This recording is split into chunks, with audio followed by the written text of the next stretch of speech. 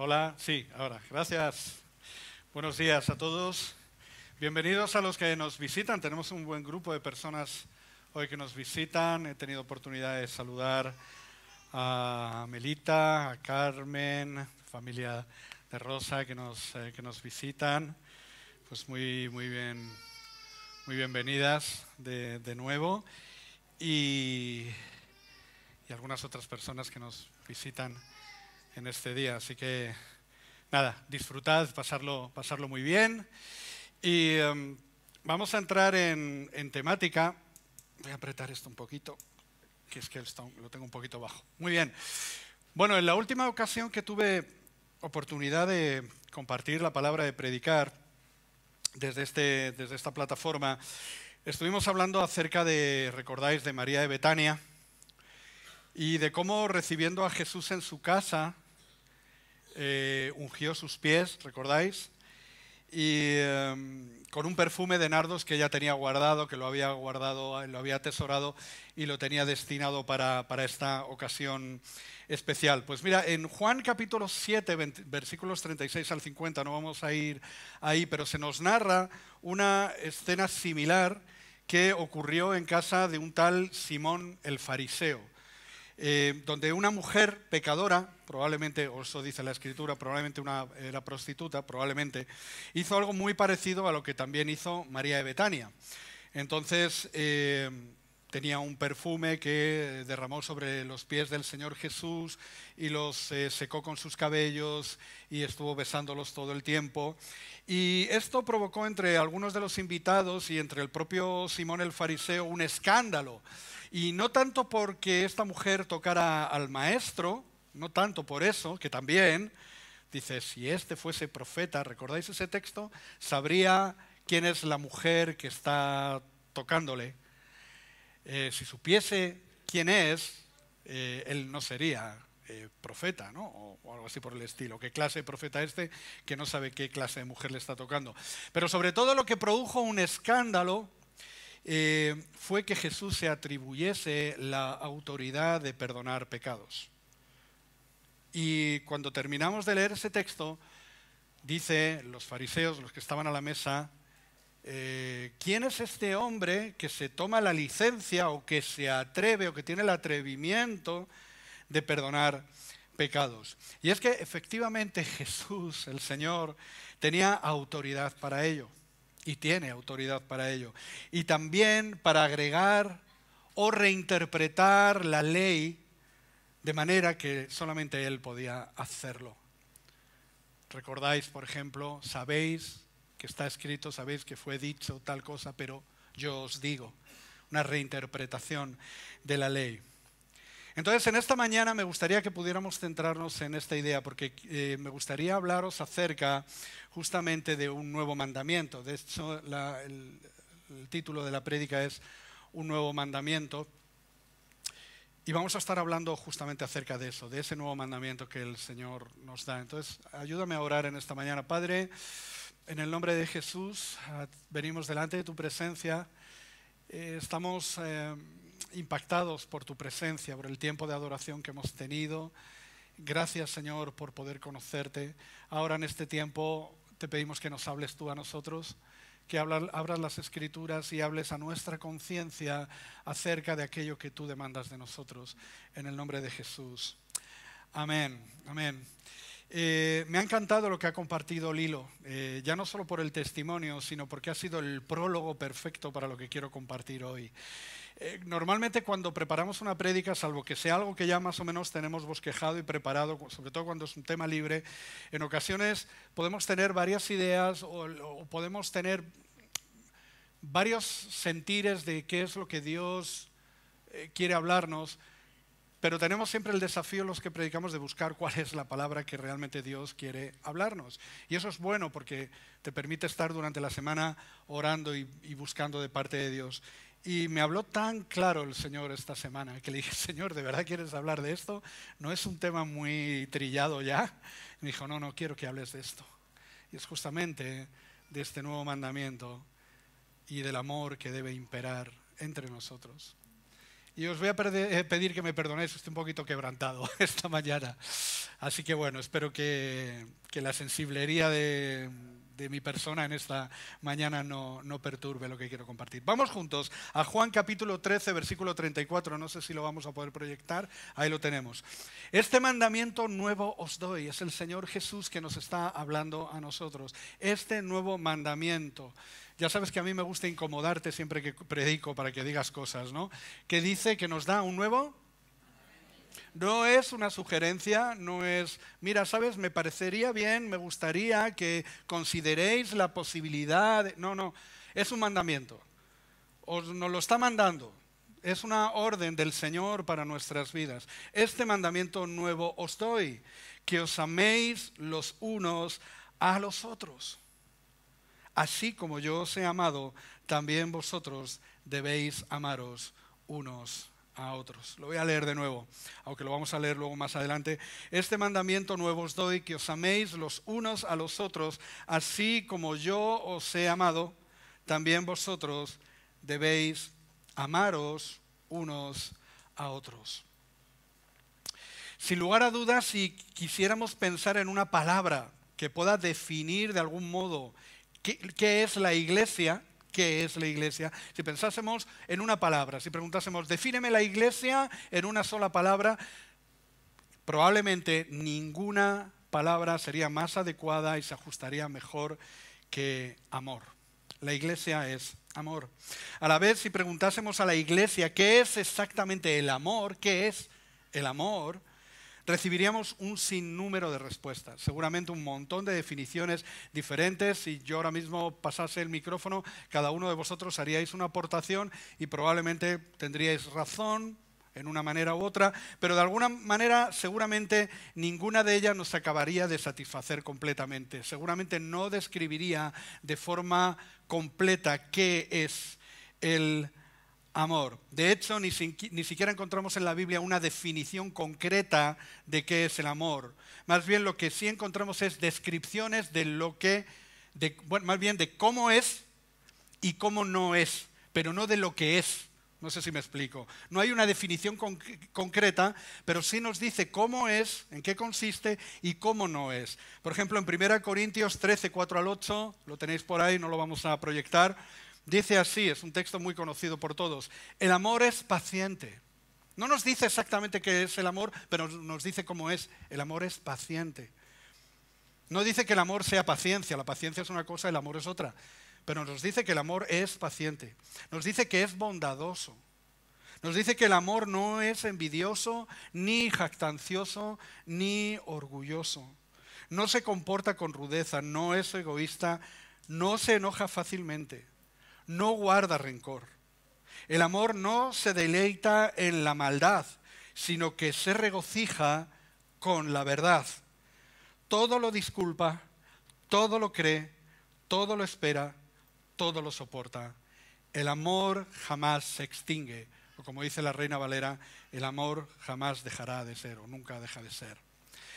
Entonces, como que la palabra de Dios elude las definiciones o la definición concreta de qué es amor y a cambio nos señala directamente a aquel que en sí mismo es la esencia del amor.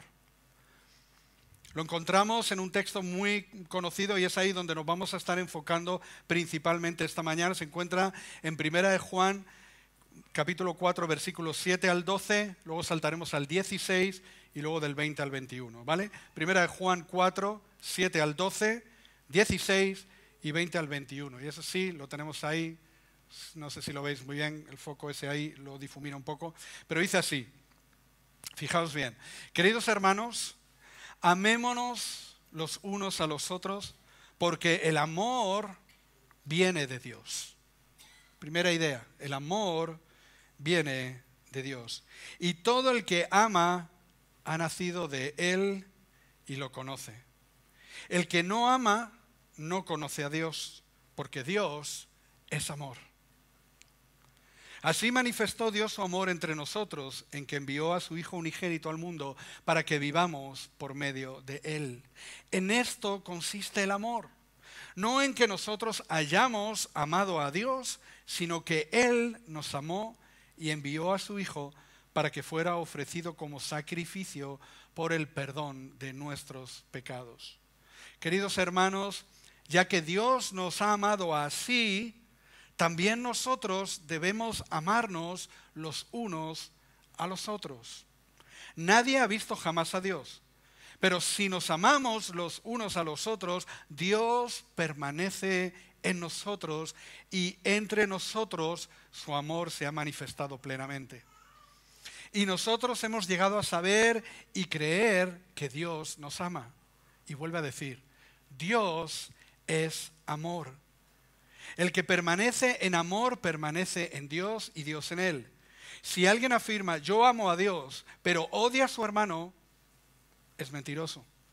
Pues el que no ama a su hermano, a quien ha visto, no puede amar a Dios, a quien no ha visto. Y Él nos ha dado este mandamiento. El que ama a Dios, ame también a su hermano. La declaración es clara. La palabra de Dios nos señala, ¿queréis saber qué es el amor? Dios es amor. Dios es amor. Quiere decir que la esencia misma de la deidad, si pudiésemos hablar en alguna forma de la esencia o de la naturaleza de Dios, es amor. No hay otra cosa que podamos ver en Dios más allá del amor que no sea en sí mismo su ser más profundo. Si en alguna manera podemos hablar también de ser. Dios es amor, es una clara descripción de la esencia de cualquier otra mención que podamos encontrar en la Biblia acerca de los atributos de Dios, por ejemplo, su santidad, su infinito poder, su inagotable sabiduría, su justicia perfecta, su compasión, su misericordia, son atributos de Dios, hablan acerca de Dios, de la naturaleza de Dios, pero todas esas cosas cuelgan de lo que es en esencia Dios mismo, la deidad, amor. Dios es amor. Y todos sus atributos, como un racimo de uvas que puedas imaginar, cuelgan de esa rama principal que es su esencia. Dios es amor. A partir de esta gloriosa revelación, cualquier expresión que desde nuestra humanidad queramos calificar como amor, siempre será vaga y sumamente subjetiva. Cualquier descripción, cualquier cosa que podamos decirlo comparado con lo que realmente es el amor que cubre el universo, se queda en nada, se queda como pobre, se queda como polvo. El amor de Dios es perfecto, según dice también el versículo 18 que no hemos leído. El amor de Dios es perfecto y el perfecto amor echa fuera el temor, como compartía con nosotros Lilo esta mañana. El perfecto amor de Dios revelado a nuestras vidas echa fuera todo temor. Es un amor de tal calibre, de tal magnitud, que no hay lugar para el temor, al rechazo, al desprecio o a su castigo, cuando hemos sido perfeccionados en Él. Llegados a este punto, vamos a hacer frente a un misterio. ¿Os gustan los misterios? Esto es un misterio. Lo hemos leído 1.000.000 de veces. 1.000.000 de veces, y lo seguiremos leyendo, pero en sí mismo encierra un misterio, lo que te voy a compartir. Escuchadme bien, es un misterio lo que voy a compartir de tal naturaleza que no hay vida cristiana posible fuera de este misterio. Tómatelo en serio, tomémonoslo juntos en serio. No existe tal cosa como vida cristiana. La iglesia no tiene ningún sentido fuera de este misterio. Y este misterio es que el amor de Dios ha sido derramado en nuestros corazones por medio del Espíritu Santo. Romanos capítulo 5, versículo 5.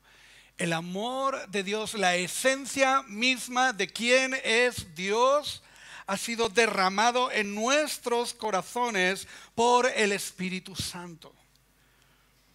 Y esta afirmación que hace el apóstol Pablo tiene dos repercusiones, tiene dos trayectorias. Número uno, el amor de Dios nos ha sido revelado de tal manera que produce en nosotros una confianza plena en su fidelidad, como ya acabamos de mencionar. Pero número 2, que es en la que quiero captar tu atención y centrar tu atención esta mañana, el amor de Dios ha sido sembrado dentro de nosotros de manera que ahora podemos amar como Él nos amó.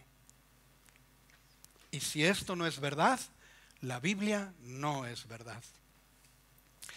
Esto es precisamente el punto que nos ocupa en el día de hoy.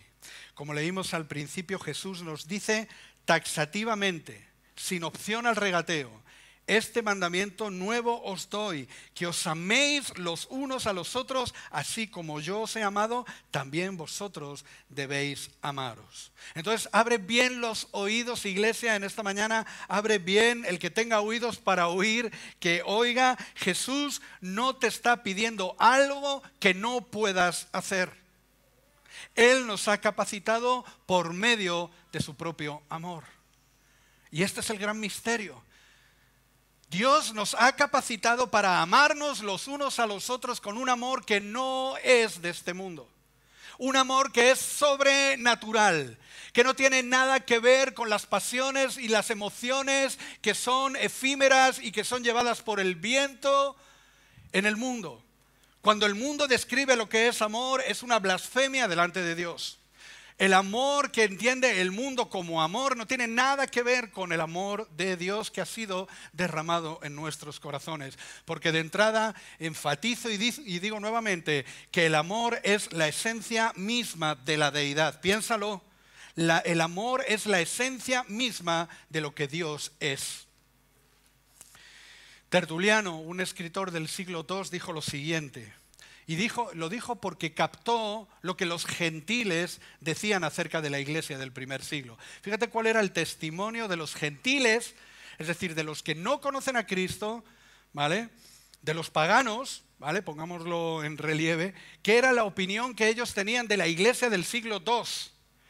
Y dice Tertuliano: mirad cómo se aman, mirad cómo están dispuestos a morir el uno por el otro. Ese era el testimonio de la iglesia en el siglo II.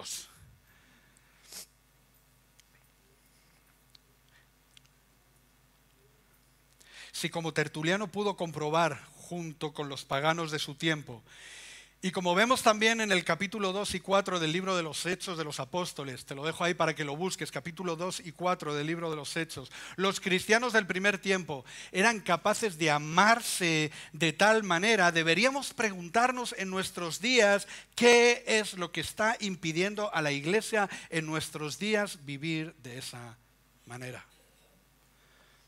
¿Qué está ocurriendo, iglesia? Marcos Vidal tenía una canción hace muchos años que creo que se llamaba Cristianos. Y decía en la letra de la canción: ¿qué te pasa, iglesia amada, que no reaccionas, solamente te emocionas y no acabas de cambiar? Es una canción que habla justamente sobre el amor en la iglesia, el amor fraternal. ¿Qué te pasa, iglesia amada, que no reaccionas, solamente te emocionas, pero no acabas de cambiar? Por alguna razón desconocida, los cristianos, nosotros en nuestro tiempo, hemos interiorizado la idea de que para Dios no es importante la manera en que nos relacionamos. Es como que no tiene importancia, es intrascendente la forma, la manera en que nos relacionamos unos con los otros. Y a veces justificamos cosas que delante de Dios no son admisibles, no son aceptables. No es aceptable que alguien pueda entrar por la puerta de la iglesia y que durante tiempo esté asistiendo y que nadie acuda a conocerle y saber quién es. Aquí no ocurre, o sea, que nosotros somos. Pero en las iglesias, como decía un pastor que yo tuve, en las iglesias de Marte, esto sí ocurre. Aquí no nos pasa eso. Cuando en los tiempos del Nuevo Testamento el amor fraternal de la iglesia era el poder que doblegaba al mundo. O sea, el poder de la iglesia no era tanto las evidencias y las manifestaciones del poder del Espíritu Santo. Lo que doblegaba al mundo, lo que impactaba al mundo, lo que quebraba al mundo era el hecho de que había una comunidad, que además era monoteísta, que amaba a Dios y se amaban los unos a los otros de tal manera que eran capaces de ir juntos al circo romano. Bueno, no iban juntos por voluntad propia, eran llevados. Pero juntos morían abrazados, orando y alabando a Dios en la arena del circo romano. Entonces, según esto, el amor fraternal de la iglesia era el poder, como digo, que doblegaba al mundo. Y sin embargo, hoy pretendemos que lo haga, o sea, que el poder de doblegar al mundo consista en aquello que nuestros programas y nuestro activismo frenético pretende hacer, basado en nuestra sabiduría y nuestras buenas ideas. Y no hay muy buenas noticias en ese sentido. Lo que doblega al mundo es saber que verdaderamente hay una iglesia viva, que se aman y que afrontan los desafíos de su tiempo unidos en amor y con una convicción firme en la gracia de Dios. Y que, como ha dicho Lilo, se apoyan en oración y que son capaces juntos de sobrepasar y vencer cualquier desafío, cualquier dificultad. Mirad lo que expresó Jesús en su oración de intercesión en Juan capítulo 17. ¿Recuerdas? Jesús hablando con el Padre, intercediendo por su iglesia. Evangelio de Juan capítulo 17, versos 22 al 23, si quieres buscarlo. Fíjate cómo lo describe el Señor Jesús, nos está hablando. Y le está hablando al Padre, está orando y le dice con respecto a la iglesia: yo les he dado la gloria que me diste, para que sean uno. Así como nosotros somos uno, yo en ellos y tú en mí, permite que alcancen la perfección en la unidad, y así el mundo reconozca que tú me enviaste y que los has amado a ellos tal como me has amado a mí. O sea, el deseo del Señor es que los suyos alcancen una unidad, una perfección en la unidad, tal y como es la unidad entre el Padre y el Hijo, para que el mundo puedan reconocerle a Él como Mesías. La abundancia de nuestras palabras no va a convencer al mundo. El Espíritu Santo indiscutiblemente tiene el poder de convencer al mundo de justicia, de pecado y juicio. Lo dice la Biblia, no lo digo yo. Pero es una iglesia comprometida y entregada, donde se experimenta un amor sincero y fraternal, lo que impacta al mundo. Y yo me regocijo cada vez que alguien viene a la iglesia, nos visita, y ese testimonio tan precioso que a veces hemos escuchado, ¿verdad? Dicen: me gusta vuestra comunidad porque, número uno, os conocéis, que ya es algo, pero percibimos amor, y eso es algo que tenemos que fomentar. Jesús nos da una pista clara de cómo debemos amarnos los unos a los otros. Debemos hacerlo de la misma manera que Él lo hizo por nosotros. De la misma manera que Él lo hizo por nosotros. ¿Y cómo podríamos describir el amor de Cristo por nosotros? Pues mira, en Filipenses 2, 3, 8 te lo leo. Apúntatelo, Filipenses 2, 3, 8, o si quieres ir ahí al texto. Dice lo siguiente: no hagáis nada por egoísmo o vanidad, más bien con humildad. Considerad a los demás como superiores a vosotros mismos. Wow. ¿Recordáis a Jesús lavando los pies de sus discípulos? ¿Recordáis el escándalo que eso provocó en Pedro? ¿Tú me vas a lavar a mí los pies? De ninguna manera. ¿Por qué? Porque aquello era una humillación. Aquello era humillante. El Mesías, el Señor, el Curios va a coger un lebrillo y una toalla y me va a lavar a mí los pies. Cada uno debe velar no solo por su propio interés, sino también por los intereses de los demás. Vuestra actitud debe ser como la de Cristo Jesús, quien, siendo por naturaleza Dios, no consideró el ser igual a Dios como algo a que aferrarse. Por el contrario, se rebajó voluntariamente, tomando la naturaleza de siervo y haciéndose semejante a los seres humanos. Y al manifestarse como hombre, se humilló a sí mismo y se hizo obediente hasta la muerte y muerte de cruz. Entonces, cuando hablamos del amor de Cristo y cuando hablamos que tenemos que amarnos los unos a los otros como Él nos amó, necesitamos entender que Él, siendo igual a Dios, siendo la segunda persona de la Trinidad, se desprendió de su gloria, se desprendió de su majestad y vino a este mundo en semejanza de hombre de carne y hueso para cumplir una misión. Desde el pesebre hasta el Gólgota, hasta la cruz. Desde el pesebre donde nació ese niño sonrosado, que vinieron los pastores a adorar, que vinieron unos magos de Oriente, que María guardaba todas estas cosas en su corazón, del que tanto se había profetizado. Ese Dios glorioso a través del cual dice la palabra de Dios que todas las cosas fueron creadas a través del Hijo, a través del Verbo, todo fue creado y todas las cosas en Él subsisten. Él sostiene el universo por el poder de su palabra. Y se hizo hombre. Y vivió su infancia en Belén de Judea y tuvo que huir a Egipto con sus padres cuando Herodes le perseguía y ordenó asesinar y matar a los niños de corta edad. Y vivió su infancia de la que la Biblia no nos da demasiados detalles. Vivió su adolescencia. ¿Qué pensamos? ¿Que Jesús no tuvo 15, 16, 17, 18, 20, 21 años? Pensamos que Jesús con sus 20 años en obediencia y sujeción perfecta al Padre, del quien dicen además que fue tentado en todo según nuestra semejanza pero sin pecado. Me gusta pensar que en sus 20 años, sus 21, sus 22 años, cuando las hormonas están en plena efervescencia, no miró a aquella niña, a aquella jovencita quizá, y sujetó su voluntad y sujetó sus deseos y sujetó todo por amor a ti para poder ir a la cruz. A mí esto me revienta. Toda una vida consagrada hasta los 33 años en obediencia perfecta al Padre para poder heredar una cruz de madera donde ser clavado por mí y por ti. De esa manera te amó a ti.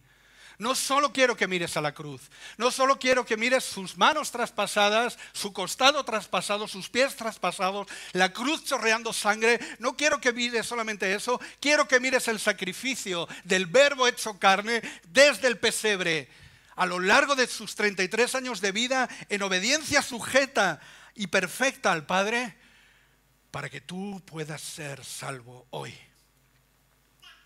Para que el favor de Dios descanse sobre ti, para que la gracia de Dios te arrope, para que tú seas heredero del siglo venidero, de la eternidad con Cristo.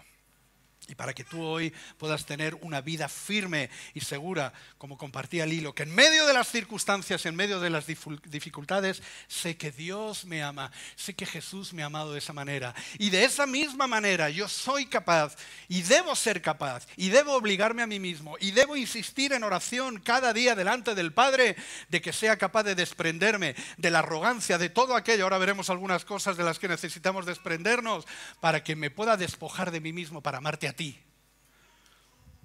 Y para que tú puedas amarme a mí. Me encanta el texto que dice que el perfecto amor cubre multitud de defectos. Qué bueno que podemos y debemos cubrirnos los unos a los otros. Me desvío bastante. ¿De cuántas cosas tendremos que desprendernos nosotros para poder amar a nuestros hermanos en la misma manera? Esta enseñanza de esta mañana no pretende poner el foco en la evidente inmadurez cristiana de la que todos adolecemos, porque somos inmaduros, por lo menos en lo que tiene que ver con el amor, sino trazar una línea de trabajo personal que todos tendremos que afrontar si de verdad queremos honrar a Cristo y manifestar su reino a este mundo. El número 1 de la lista de prioridades de oración que tienes puesta en tu corazón o donde quiera que la tengas es: Señor, haz de mí un instrumento de tu amor, que pueda desprenderme de todo aquello que me estorba para amar a mis hermanos, a la comunidad cristiana primero y por supuesto al mundo también. Entonces aquí vengo a remarcar, para cerrar, algunas cosas de las que necesitamos despojarnos para poder llegar a ser el resplandor de su justicia. Entonces despojémonos de algunas cosas en las que he pensado que a veces están entre nosotros, y desde luego reconozco y lo confieso delante de vosotros que puede estar en mi propio corazón. Hermanos, cuando creo que esto lo mencioné en alguna ocasión, Juan Calvino llegó a decir en una ocasión una frase muy tremenda, como aquellas que él soltaba de vez en cuando, y dijo que más, creo que ya me lo habéis oído decir alguna vez, más le valdría al predicador caerse por la escalera del púlpito. Antiguamente los púlpitos había unas escaleras que subían al púlpito. Más le valdría al predicador tropezar y caer por las escaleras que llevan al púlpito y partirse el cuello, si no está dispuesto a vivir conforme a lo que predica. Así que vengo delante de ti como un hombre frágil. No pienses, por muy anciano que pueda ser, que estoy libre de todas estas cosas de las que necesitamos despojarnos. Así que te animo a desprenderte del orgullo. Nadie tenga mayor concepto de sí mismo del que debe tener. Por el contrario, considérate inferior a los demás, aun cuando pudiera ser que no lo seas. Eso dice Filipenses 2:3, como hemos leído hace un momentito. Poco importa, considérate inferior, como el Señor Jesús nos dio ejemplo, el Verbo, el Creador del universo, humillándose y lavando los pies de sus discípulos. Y quiero que pienses que eran pies. No llevaban unos Martinelli, no llevaban unas Nike o unas Adidas. Eran pies llenos de polvo del camino, sucios. No había corta uñas en aquel tiempo, no sé cómo lo harían, Quizá una lima, no lo sé. Pero esos eran los pies que el Señor lavó. Despojémonos del rencor. Ama contracorriente a aquel que según tú te ha hecho mal. Deja de quejarte mientras te lames las heridas y practica el perdón. Es que me dijo, es que me hizo. ¿Y sabe lo que te dice Dios? ¿Y qué me quieres decir con eso? Es que mira lo que me han hecho. ¿Quieres ver lo que le hicieron a mi hijo? Ama y perdona. Desarraiga de tu corazón el rencor, los argumentos. Ama. Bendice. Ora por aquel que piensas que te ha fastidiado. Quizá no lo hizo intencionadamente. Despojémonos del egoísmo. Sé sensible a la necesidad ajena, sabiendo que no existe tal cosa en la iglesia de Cristo. No existe la necesidad ajena, porque cada necesidad de alguien en particular se convierte en una necesidad de todos en general. Cuando un miembro del cuerpo se duele, todo el cuerpo se duele con él. Y si eso no está ocurriendo, tenemos un grave problema. ¿De verdad Cristo Salvador quiere ser una iglesia que impacte? Queremos ser la iglesia que impacte en Madrid. Vale, ponte las pilas. Y da sin esperar recibir, que lo demás lo juzgará el Señor. Despójate de la soberbia. Toda la razón que puedas tener en cualquier asunto no tiene ningún valor para Dios si ello te va a enfrentar a tu hermano. Es que tengo razón. Y como tengo razón, no me bajo de la burra. Pues quédate en la burra. El problema no lo tienes conmigo. El problema lo tienes con él. ¿O qué piensas? ¿Que el problema es conmigo o el problema es con tu hermano? Sí, pero el grave problema no es ese. El grave problema lo tienes con él. Cuanto más si además ese hermano es tu padre, tu madre, tu esposo, tu esposa o tu compañero de ministerio. Despójate de la religiosidad. Toda idea acerca de la vida de iglesia y del reino de Dios que no nos aproxime los unos a los otros en la manera que hemos descrito y que la palabra de Dios nos ha hablado, solo sirve para engañarnos a nosotros mismos si creemos que con nuestro culto estamos agradando a Dios. En llamados vamos a tener la ocasión de tener a Alejandro Abraham, director del Seminario Bíblico. Y me hacía mucha gracia en una de las asignaturas que nos dio, libros proféticos, hablaba del culto. Y lo enfatizaba así mucho, como ridiculizando, criticándolo, ¿no? Cuando vamos el domingo al culto. Y él defendía la idea de que no existe tal cosa como el culto.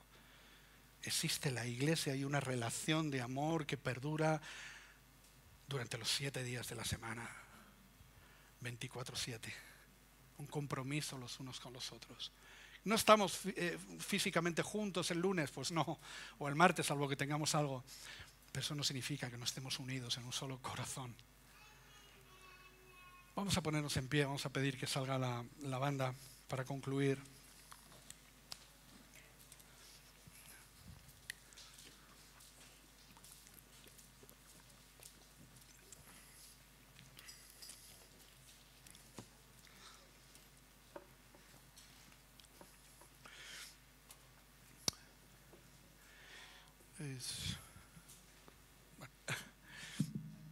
Qué bueno sería si tienes ocasión y hay algo que está clavado en tu corazón, mientras Emma nos acompaña con algo que improvise ahí dentro de su creatividad. Qué bueno sería en este momento, y podría valer cualquier momento, no tiene por qué ser este, ¿no? Si hay algo que está clavado en tu corazón y reconoces: Señor, me creo que te estoy amando porque creo en ti, porque me gusta tu presencia y amo tu palabra, pero tengo problemas con el que tengo al lado, o tengo problemas con alguien en particular. Qué bueno sería que puedas orar conmigo en esta mañana y que puedas buscar ocasión para buscar a esa persona, si hay alguien en concreto, y orar con él, pedirle perdón y pedirle que juntos podáis orar y bendeciros mutuamente, ¿no? Diciendo esto estoy empezando a temblar porque igual vais a venir todos a buscarme a mí, ¿no? Espero que no sea así.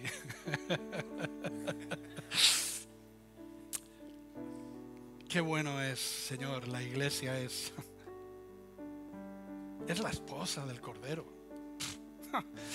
Es la esposa de Cristo. ¿Estamos centrados? ¿Realmente sabemos de qué estamos hablando? Sois la esposa de Cristo, nada menos.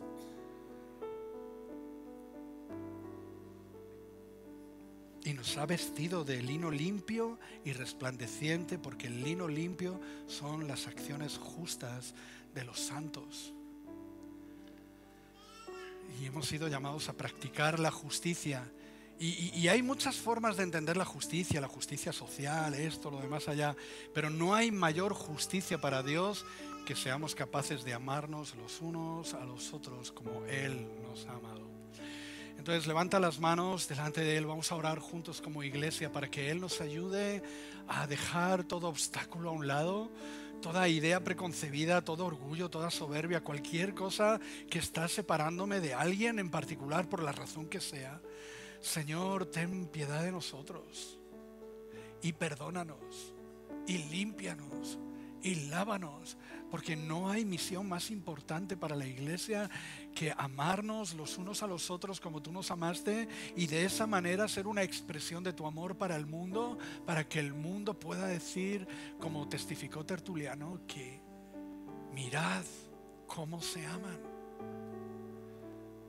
Únenos en un corazón rendido delante de ti. Ayúdanos a esperarnos los unos a los otros en esa progresión, en esa madurez, en ese crecimiento. Ayúdanos a esperarnos y a servirnos los unos a los otros, a animarnos los unos a los otros. Ayúdanos a lavarnos los pies los unos a los otros y a amarnos con el amor entrañable de Cristo. Perdónanos, Señor, perdónanos.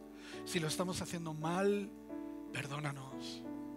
Ayúdanos, Señor, a ser una comunidad de amor, porque eso es lo que tú esperas de nosotros. Te bendecimos en el nombre de Jesús. Amén.